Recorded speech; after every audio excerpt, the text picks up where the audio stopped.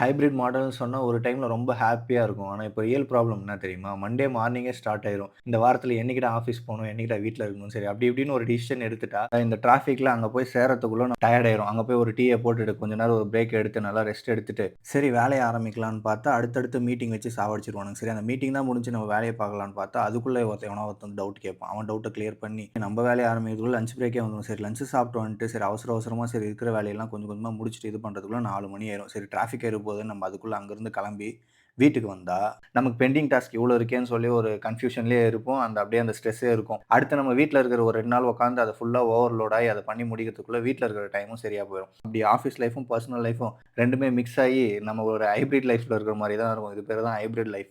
இது எப்படி ஸ்ட்ரெஸ் இல்லாம கொண்டு போறது அப்படின்றதும் நம்ம கையில தான் இருக்கு. நம்ம ஹெல்த்த பார்த்துட்டு, நல்லா ஃபுட் சாப்பிட்டுக்கிட்டு, நல்ல ஒரு டைம் டேபிள் போட்டு அதுபடி வொர்க் பண்ண ஆரம்பிச்சா ஸ்ட்ரெஸ் ஃப்ரீயா வாழலாம். கோயிங் ஃபார்வர்ட் நம்ம இந்த மாரி நெறைய டாபிக்ஸ் பத்தி டிஸ்கஸ் பண்ணலாம். ஒரு லைக் பண்ணிட்டு சப்ஸ்கிரைப் பண்ணிக்கோங்க. Bye by.